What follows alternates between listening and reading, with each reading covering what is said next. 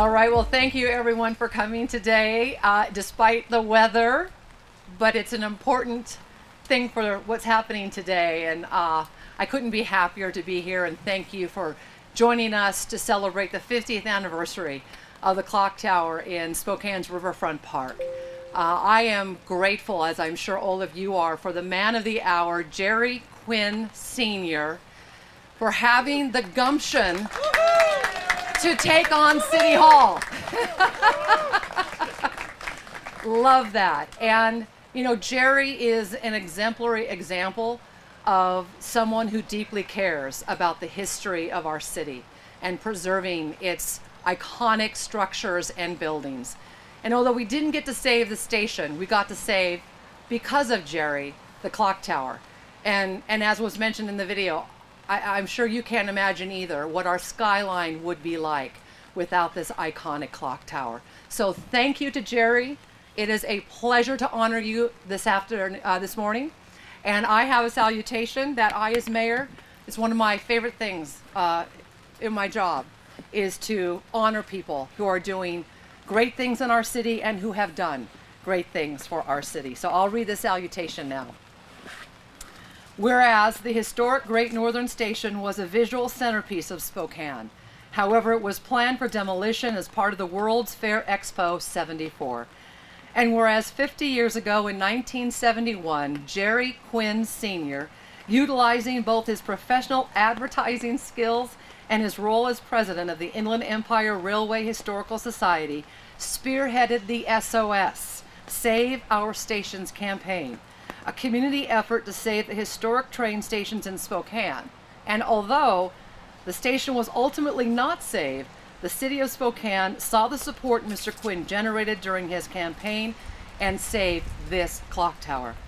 And whereas today the clock tower is a central part of Spokane's skyline and still stands as a monument to the importance of the railroad industry to the establishment and growth of our city. Now, therefore, I, Nadine Woodward, Mayor of the City of Spokane, on behalf of the citizens of Spokane, salute Jerry Quinn Sr. for being a shining example of what it means to care deeply for our city and advocate for this noble cause. Please join me in thanking Jerry Quinn Sr. And this is for you, Jerry. Thank you. Thank you so much. Thank you.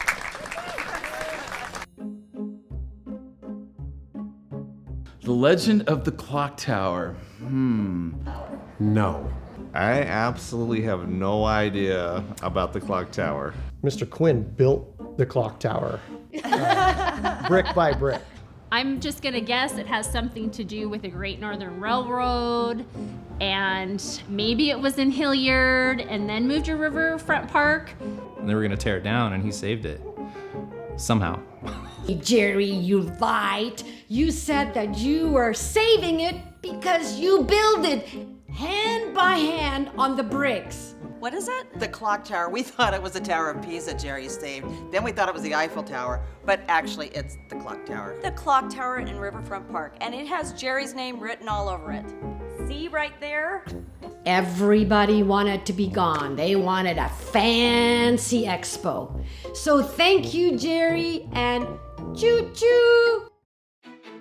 The Legend of the Clock Tower. It was the early 70s, and the planning of Expo was in full swing with just one issue to settle: what to do with the historic train station. That's when Jerry Quinn Sr. questioned, why take out this beautiful historic train station? Why not keep the station with all the marble floors and handcrafted wood as a building and include it in the future of Riverfront Park? Jerry Quinn was quickly thrust into leading a campaign called SOS, Save Our Stations. Billboards and TV station interviews were all part of the campaign. They received 15,000 signatures to put the issue on the ballot, but unfortunately, they lost the battle. However, as a concession to losing the station, the city of Spokane agreed to keep the clock tower as a landmark for the hard-fought battle. In the end, Jerry lost the station, but gained the clock tower. Friends originally called it the Quinn Tower. Thankfully, that's not the end of the story. It turns out the campaign SOS Save Our Stations had even a bigger effect than just saving the clock tower. The campaign in Spokane made so much noise that Burlington Northern Railroad decided to not demolish historic train stations in Missoula, Helena, Tacoma, and Livingston. So one can say, Jerry saved the Spokane Clock Tower, as well as the other historic stations in the Northwest. And that's the legend of the Spokane Clock Tower. Thank you. Oh my gosh. I am overjoyed. I am overjoyed. The legend of the clock tower is a story that we started to talk about 2 years ago, and I am so thankful that the city of Spokane, I'm so thankful for you for this event today to recognize Jerry Quinn Sr. My name is Bonnie Quinn Clausen, and I'm Jerry Quinn Sr.'s daughter. She's always bragging. And current owner of Quinn, an advertising agency located on Garland Avenue. We are here today to give recognition to my dad, Jerry Quinn, and I wanted to share a little background. My father moved to Spokane from New Jersey in 1967, the same year I was born. My dad started an advertising agency and joined with 2 other employees and purchased the agency, calling it Quinn Farmer Lipe.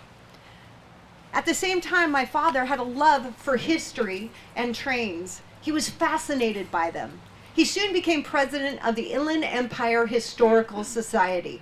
As president of the Inland Empire Historical Society, he learned about a new plan put forward by the city of Spokane to demolish the 2 historical train stations in order to make way for Expo 74. My father and many others were outraged about the destroying of these 2 beautiful buildings, and they did something about it. It didn't take long, and my dad was nominated to lead the effort, and he did. My dad wasn't really seeking the attention, nor did he really want to lead the effort, but he stepped up when asked. Like any other real test in leadership, it costs. It costs you. It costs time, it costs talent, it costs treasure. And that's why we're here today. The SOS campaign was a fight with City Hall. My dad shares stories where the campaign threatened his business and even received calls threatening him at home. I've been doing a lot of reflecting on what good leadership looks like. What leadership quality do I most admire? Of course, honesty, integrity, transparency, empathy. These are all good and necessary things to be a good leader. But it's courage. It's courage that rises you to the top and changes things. And we need more people with integrity to become courageous. Courage is strength while facing fear.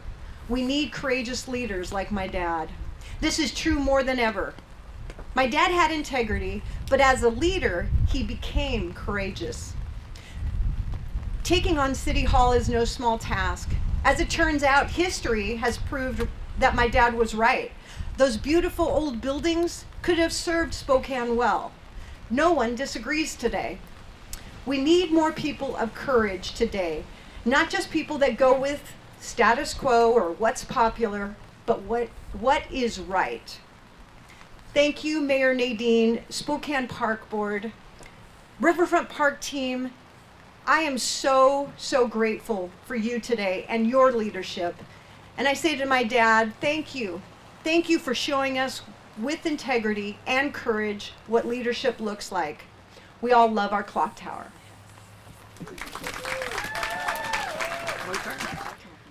Thank you again to everyone that's here today. It's really amazing you're here. I'm so thankful. And I want to say thank you to KREM and KHQ for the great stories. KXLY is here this morning too. You guys, we really appreciate it. And for the man of the hour, Jerry Quinn Sr.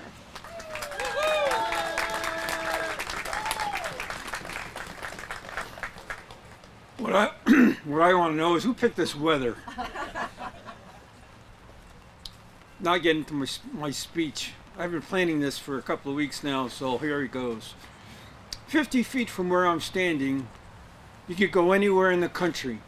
The tracks are right here where passenger trains stopped and let off travelers, visitors, veterans coming back from the war, meeting their loved ones right here. That's what it meant to me. The history that Spokane had and why I moved here was emblematic of the railroads that served our beautiful city. It's remarkable that after 50 years I feel comfortable with this thing behind me, knowing that it represents the city of Spokane today, the icons that all three television stations use as their intro to their shows every night. It shows this tower.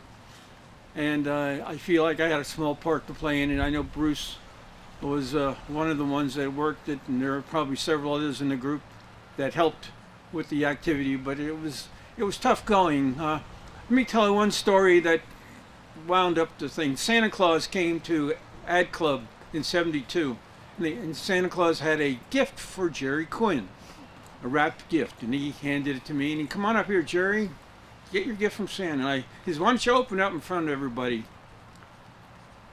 So I opened the wrapper off, and it was a brick to this station, and everybody had a laugh. When they finished laughing, I said, "I wasn't so much concerned about the bricks, but how they were arranged." That was my feeling then, and a little emotional I'm getting right now talking about it and thinking back in those times.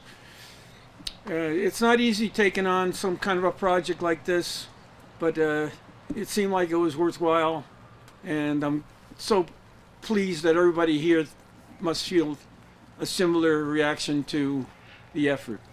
Thank you very much.